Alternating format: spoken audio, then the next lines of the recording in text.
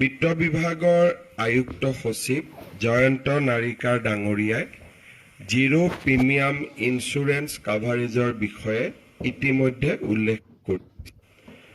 মোৰ মনত আছে মই ঝাৰখণ্ডত নিৰ্বাচনী প্ৰচাৰৰ বাবে ঝাৰখণ্ডত আছিলোঁ। এগৰাকী পুলিচ কনিষ্টবলৰ তাতে মৃত্যু হৈছিলে আৰু চৰকাৰে ঘোষণা কৰিছিলে যে আন সুবিধাবিলাকৰ লগতে আমি বেংকৰ পৰাও আমাৰ জিৰো প্ৰিমিয়াম কষ্টৰ 50 লাখ টকাৰ ইন্স্যুৰেন্স যোগান ধৰিম। মই তাৰ পৰাই জয়ন্ত নাৰিকাৰক ফোন কৰিছিলোঁ আৰু মই তেওঁক কৈছিলোঁ যে ঝাৰখণ্ড চৰকাৰে বেংকৰ লগত জিৰো প্ৰিমিয়াম ইন্স্যুৰেন্সৰ ব্যৱস্থা কৰিছে, আমাৰ অসমত এনে ব্যৱস্থা আছে নে নাই। তেখেতে মোক কৈছিলে যে আমাৰ যিখন অৰিজিনেল এগ্ৰিমেণ্ট আছিলে তাতে এই বিষয়ে উল্লেখ আছিলে, কিন্তু আমি কোনেও বিষয়টো পাৰ্চু নকৰা বাবে বা পৰৱৰ্তী কৰিবলগীয়া কামখিনি নকৰা বাবে আমাৰ কৰ্মচাৰীসকল এই জিৰো প্ৰিমিয়াম যিটো ইন্স্যুৰেন্স কাভাৰেজৰ বেনিফিট তাক পাব পৰা নাই। আমি লখিমপুৰত কেবিনেট হৈছিলে আৰু লখিমপুৰৰ কেবিনেটত আমি এই সিদ্ধান্ত লৈছিলোঁ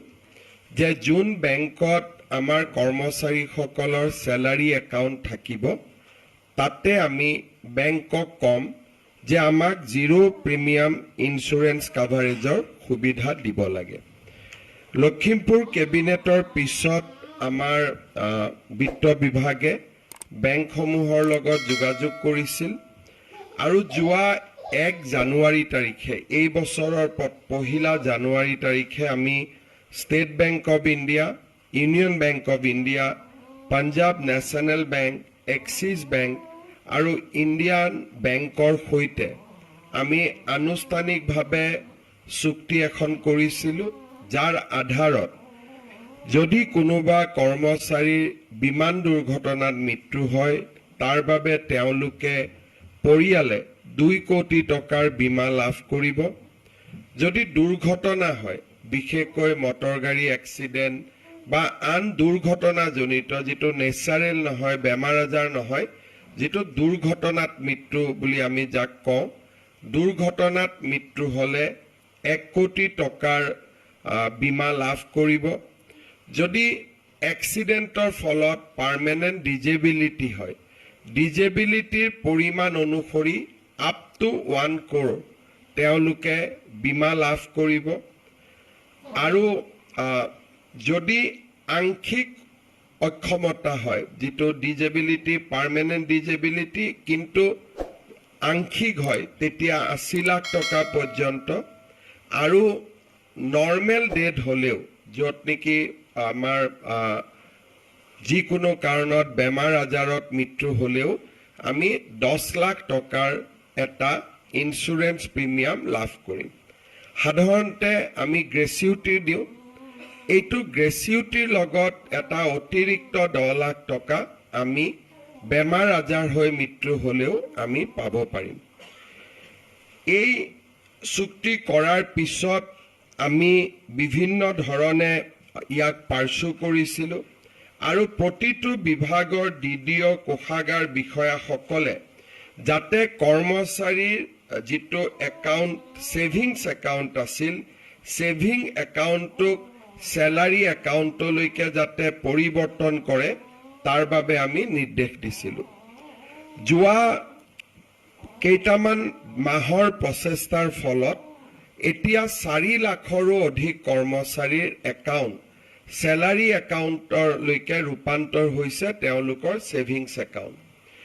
বিশেষকৈ আমাৰ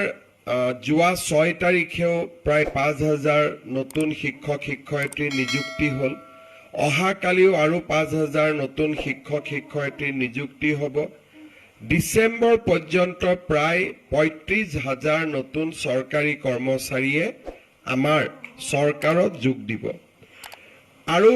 আটাইসকলকে আমি আজি DC সকলো ইয়াত উপস্থিত আছে, ট্ৰেজাৰী অফিচাৰ সকলো উপস্থিত আছে। মই পৰামৰ্শ দিম যাতে খুব সোনকালে তেওঁলোকৰ চেলাৰী একাউণ্টলৈকে আমি তেওঁলোকৰ ছেভিংছ একাউণ্টটো ৰূপান্তৰ কৰোঁ। আজিৰ সভাত আমাৰ কৰ্মচাৰী পৰিষদৰ বিষয়ববীয়াসকলো উপস্থিত আছে। তেওঁলোকেও বিভিন্ন ধৰণে কমিউনিকেট কৰিব লাগে যে আমাৰ একাউণ্টবিলাক যাতে চেলাৰী একাউণ্টলৈকে ৰূপান্তৰ হয় আৰু তেতিয়া আমি এই সুবিধা লাভ কৰিম। আজি আপোনালোকে চাওক যে 1 জানুৱাৰীত আমি এই MOU কৰাৰ পিছত মানুহ কেনেকৈ উপকৃত হয়। অলৰেডি 238 ক্লেইম আমাৰ ওচৰত দাখিল কৰা হৈছে। এই চুক্তিখন যদি নাথাকিলেহেঁতেন এই 238 গভৰ্ণমেণ্ট এমপ্লয়ীয়ে আমি চৰকাৰে যি দি আছো পালেহেঁতেন, কিন্তু অতিৰিক্ত যিটো জিৰ' প্ৰিমিয়াম, য'ত প্ৰিমিয়ামেই দিব নালাগে, এই অতিৰিক্ত সুবিধাটোৰ পৰা তেখেতসকল বঞ্চিত হৈ থাকিলেহেঁতেন। আজি আমি 238 যি ক্লেইম আছিলে তাৰে আমি 197 ক্লেইম আমি নিষ্পত্তি কৰিছোঁ আৰু কেইবাটাও ক্লেইম নিষ্পত্তি হোৱাৰ পথত। মই আমাৰ বিত্ত বিভাগক কৈছিলোঁ যে আমি প্ৰত্যেক জিলাতে এখন বা দুখন চেক আমি চেৰিমনিয়াছলি দিব লাগে যাতে কৰ্মচাৰীসকলৰ মাজত এই আঁচনিটোৰ বহল প্ৰচাৰ হয়, কাৰণ তেতিয়া সতীৰ্থসকলেও গম পাব আৰু তেওঁলোক সজাগ হ'ব। আজি আমি ইয়াতে 6টা পৰিয়াল যি দুৰ্ঘটনাত বিয়োগ হৈছিল আমাৰ মাজত আছে আৰু মই সকলোলৈকে সমবেদনা জ্ঞাপন কৰিছোঁ। কিন্তু অকণমান হ'লেও আমি সকলোৱে সকাহ পাইছোঁ যে আজি আমি তেওঁলোকৰ পৰিয়ালক 1 কোটিকৈ টকা ইয়াতে আনুষ্ঠানিকভাৱে দিব পাৰিম। 6 কোটি টকা 1 কোটিকৈ আমি 6টা পৰিয়ালক আজি আমি হাতত তুলি দিম। আৰু 191টা পৰিয়াল আমাৰ মাজত এনেকুৱা আছে যিসকলৰ মৃত্যু হৈছে, কিন্তু বেমাৰ আজাৰত মৃত্যু হৈছে আৰু দুৰ্ঘটনাৰ লগত তেওঁলোকৰ বিশেষ সম্পৰ্ক নাই। তেনে 191টা পৰিয়ালক আমি 10 লাখ টকাকৈ ইতিমধ্যে দিছোঁ বা আমি দিবৰ বাবে গৈ আছোঁ। আজি আমি এই অনুষ্ঠানত তেনে কেইটামান পৰিয়ালক নিমন্ত্ৰণ কৰি আনি আমি ইয়াতে এই আঁচনিটোৰ সুবিধা দিম। মই আকৌ এবাৰ কৈছোঁ, মই 6টা বুলি কৈছিলোঁ, 4টা পৰিয়ালক আমি 1 কোটিকৈ টকা দিম এক্সিডেণ্টেল ডেথ, 2টা পৰিয়ালক আমি 10 লাখকৈ টকা দিম লাইফ ইঞ্চুৰেঞ্চ বুলি আমি যাক ক'ম, আৰু এটা পৰিয়ালক আমি 75 লাখ টকা দিম। তেওঁলোক জীয়াই আছে, কিন্তু এইটো যিটো এক্সিডেণ্ট আমি পাৰ্চিয়েল এণ্ড পাৰ্মানেণ্ট ডিজেবিলিটিৰ বাবে আমি তেখেতক ইয়াতে প্ৰদান কৰিম। আজি আপোনালোকে চাওক যে এই আঁচনিটো হোৱাৰ কাৰণে আমাৰ কৰ্মচাৰীসকলে এটা মনত সাহস পাব। আমি কাৰোৱে মৃত্যু নিবিচাৰোঁ আৰু আমি সকলোৰে দীৰ্ঘ জীৱন কামনা কৰোঁ, কিন্তু ভগৱানে কাৰ ভাগ্যত কি লিখিছে কোনেও নাজানে। অন্ততঃ পৰিয়ালটোৱে কিছু সকাহ পাব। আমাৰ চৰকাৰে এই ধৰণে কৰ্মচাৰীসকলৰ বাবে আমি বহুতবিলাক কাম কৰিছোঁ, যিটো আজি ভাৰতত আন কোনো চৰকাৰৰ জৰিয়তে এই কামবিলাক আমি হোৱা দেখা নাই। মই অলপমান বেছিকৈ কৈছোঁ যে হয়, ভাৰতৰ ভিতৰতে অসম এখনেই ৰাজ্য যিখন ৰাজ্যত আমি কৰ্মচাৰীসকলক অতি সংবেদনশীলতাৰে সৈতে গ্ৰহণ কৰোঁ। আজি আমাৰ যিসকল কৰ্মচাৰীৰ মৃত্যু হৈছে ইয়াতে ইঞ্চুৰেঞ্চ ক্লেইম পাব, কিন্তু তেওঁলোকৰ পৰিয়ালটোৰ মুৰব্বীজনে মৃত্যু হোৱাৰ সময়ত চৰকাৰৰ যি দৰমহা পাই আছিল 60 বছৰ নোহোৱালৈকে তেওঁলোকে চেলাৰী পায়েই থাকিব, যিটো ভাৰতবৰ্ষত কোনো চৰকাৰে আজিলৈকে দিব পৰা নাই। অৰ্থাৎ আমাৰ নামত এমপ্লয়ী 4 লাখ, কিন্তু শ্যাডো এমপ্লয়ী যাক আমি 100% দৰমহা দি আছোঁ, তেনেকুৱা এমপ্লয়ীৰো সংখ্যা আজি 10,000তকৈ বেছি হৈছেগৈ। যে তেওঁলোক কাম কৰি থাকোঁতে মৃত্যু হৈছিল। আজি যেনেকৈ আমি ইয়াত উল্লেখ কৰিছোঁ যে 238টা পৰিয়ালে বীমা দাখিল কৰিছে, এই 238টা পৰিয়ালে কিন্তু চৰকাৰী দৰমহাও পাই থাকিব তেওঁলোকৰ দৰমহা ৰখি নাযায় আপ টু 60 ইয়াৰ্ছ 60 বছৰ হোৱাৰ দিনাখন NPS OPS UPS ৰ লগত তেওঁলোক সংলগ্ন হৈ যাব আৰু আদাৰৱাইজ থ্ৰু আউট দা পিৰিয়ড কাবাৰ 2 বছৰ চাকৰি বাকি আছিল বান্ধৱীসকল আপোনালোকে নিশ্চয় জানিবলৈ সক্ষম হৈছে যে অংগনবাদী কৰ্মী আশা কৰ্মী আৰু ৰন্ধন কৰ্মীসকলক যোৱা অক্টোবৰ মাহৰ পৰাই তেখেতসকলৰ দৰমহা বৃদ্ধি কৰা আছিল বুলি মাননীয় মুখ্যমন্ত্ৰী মহোদয়ে তেওঁ কেইবাবাৰো ৰাজহুৱা সভাত ঘোষণা কৰিছে আৰু তেনে ক্ষেত্ৰত অংগনবাদী কৰ্মী অংগন কৰ্মী আৰু আশা কৰ্মীসকলে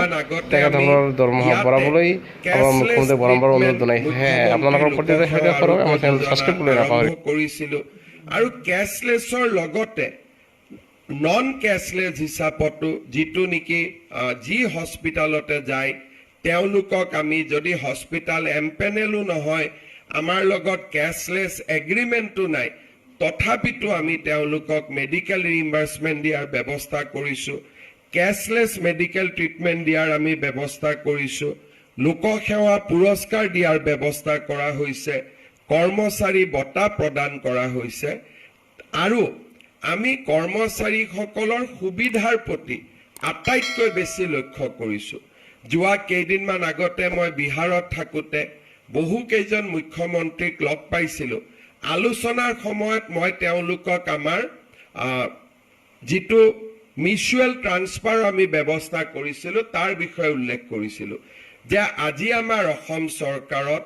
10,000 প্লাছ এমপ্লয়ীয়ে পোৰ্টেলৰ জৰিয়তে মেটছ মেকিং কৰি তেওঁলোকে নিজৰ ট্ৰান্সফাৰ ল'ব পৰা হৈছে যিটো ট্ৰান্সফাৰত নেকি গভৰ্ণমেণ্টৰ কোনো দখল নাথাকে মোৰ লগৰ মুখ্যমন্ত্ৰীসকলে মোক কৈছে যে চৰকাৰে যদি ট্ৰান্সফাৰেই নকৰে তেতিয়াহ'লে মুখ্যমন্ত্ৰী মন্ত্ৰী হৈ থকাৰ লাভটো কি আছে কিন্তু আজি অসম ব্যতিক্ৰম যে আমি ট্ৰান্সফাৰৰ ক্ষেত্ৰতো আমি কৈছোঁ যে পোৰ্টেলৰ জৰিয়তে ট্ৰান্সফাৰ হ'ব য'ত নেকি চৰকাৰৰ দখল আন্দাজ নাথাকিব মাত্ৰ মিউচুৱেলি তেওঁলোকে মেটছ কৰিব লাগে যে হয় মই গোৱালপাৰাত যাম আপুনি বঙাইগাঁওলৈকে আহিব এই ধৰণৰ ব্যৱস্থা আমাৰ অসমত কেতিয়াও চৰকাৰী কৰ্মচাৰীসকলক দিয়া হোৱা নাছিল আজি আমাৰ পিতৃ মাতৃ বন্দনা বছৰত আমি 3টা দিন ছুটি দিওঁ যাতে চৰকাৰী কৰ্মচাৰীসকলে নিজৰ দেউতাক মাক শাহু শহুৰেকৰ লগত সময় কটাব পাৰে আজি এতিয়াও মই প্ৰায়ে ফেচবুক আন ধৰণৰ ছ'চিয়েল মিডিয়াত বহুত কৰ্মচাৰীৰ পোষ্ট পাওঁ তেওঁলোকে অত্যন্ত গৌৰৱেৰে সৈতে পিতৃ মাতৃৰ সৈতে কটোৱা সময়ৰ স্মৃতি ৰোমন্থন কৰি তেওঁলোকে পোষ্ট দিয়ে আৰু যেতিয়া পিতৃ মাতৃৰ মৃত্যু হয় তাৰ পিছতো তেওঁলোকে সন্তানে সেই স্মৃতিখিনি তেওঁলোকে ছ'চিয়েল মিডিয়াত দিয়ে যে দেউতাৰ মৃত্যু হ'ল কিন্তু মই সঁচাকৈয়ে মই সুখী যে মৃত্যুৰ আগতে দেউতাক মই বৃন্দাবনত লৈ গৈছিলোঁ অসম চৰকাৰৰ পিতৃ মাতৃ বন্দনা কাৰ্যসূচীটোৰ বাবে যি নেকি আগতে কেতিয়াও আমাৰ দেশত কোনেও চিন্তা কৰা নাছিল আজি আমাৰ আপোনালোকৰ সন্মুখত বেংকৰ কৰ্মচাৰীসকল আছে তেওঁলোককে যদি সুধো যে আপোনালোকে এইখিনি আমাক দি আছে বা আপোনালোকে এইখিনি পাইছে নেকি তেওঁলোকৰ উত্তৰ আহিব যে নাই আমাৰ এইটো ব্যৱস্থা নাই আজি ষ্টেট বেংকৰ লগত কথা পাতি আমি আপোন ঘৰ আপোন বাহন আমি আঁচনি আৰম্ভ কৰিছিলোঁ আৰু that scheme become one of the most successful scheme আজি হাজাৰ হাজাৰ চৰকাৰী কৰ্মচাৰীয়ে আপোন ঘৰ আপোন বাহনৰ লোন লৈছে আৰু স্যালাৰি একাউণ্টৰ পৰা অটোমেটিক্যালি ডিডাক্ট হৈ আছে মাটি বাৰী কথা নাই মৰ্টগেজৰ কথা নাই আৰু আমাৰ কৰ্মচাৰী সকলো ইয়াতে খুব সুবিধা অনুসৰি তেওঁলোকে আজি আপোন ঘৰ আপোন বাহনৰ ঋণ ল'ব পাৰিছে মই ৰেগুলাৰ কেনেকৈ আমি দি আছোঁ দৰমহা দি আছোঁ তালৈকে মই যোৱাই নাই এইখিনি যিখিনি কোনো কৰ্মচাৰী পৰিষদৰ কেতিয়াও এইবিলাক দাবীৰ ভিতৰত নাছিল যে আপোন ঘৰ দিব লাগে কোনো দাবী নাছিল আপোন বাহন দিব লাগে দাবী নাছিল পিতৃ মাতৃৰ বন্দনা কৰিব লাগে কোনো দাবী নাছিল আমাৰ ইয়াতে জিৰ' প্ৰিমিয়াম কষ্ট ইঞ্চুৰেঞ্চ হ'ব লাগে কোনো দাবী নাছিল মৃত্যুৰ পিছত কৰ্মচাৰীয়ে 60 বছৰলৈ দৰমহা পাই থাকিব লাগে, এই দাবীটো লিখিবৰ কাৰণেও কৰ্মচাৰী পৰিষদে কেতিয়াও ব্যক্তিগতভাৱেও চিন্তা কৰা নাছিল, কাৰণ ভাৰতত কোনো জাগাতে এনেকুৱা স্কিম নাই। আমি আজি অসমে এই ধৰণে চৰকাৰী কৰ্মচাৰীসকলৰ বাবে আমি এটা কৰ্ম সংস্কৃতিৰ পৰিৱেশ নিৰ্মাণ কৰিব খুজিছো, য'ত নেকি কৰ্মচাৰীসকলে নিজৰ জীৱনকালত বেমাৰৰ সময়ত আৰু মৃত্যুৰ পিছতো পৰিয়ালটোৰ ওপৰত যাতে কোনো বোজ হ'ব নালাগে, বৰঞ্চ পৰিয়ালটোৰ নিৰাপত্তা তেখেতসকলে সুনিশ্চিত কৰি যাব পাৰে। আজি মেধাৰ ভিত্তিত নিযুক্তি, পাৰস্পৰিক বদলি, এই গোটেই ব্যৱস্থাৰে আমি অসমত এনেকুৱা এটা ইক'চিষ্টেম নিৰ্মাণ কৰিছো,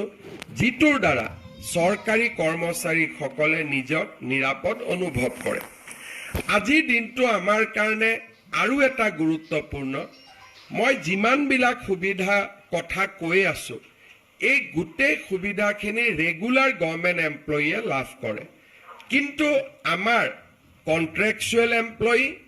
আৰু পাব্লিক ছেক্টৰ আণ্ডাৰটেকিঙত কাম কৰা কৰ্মচাৰী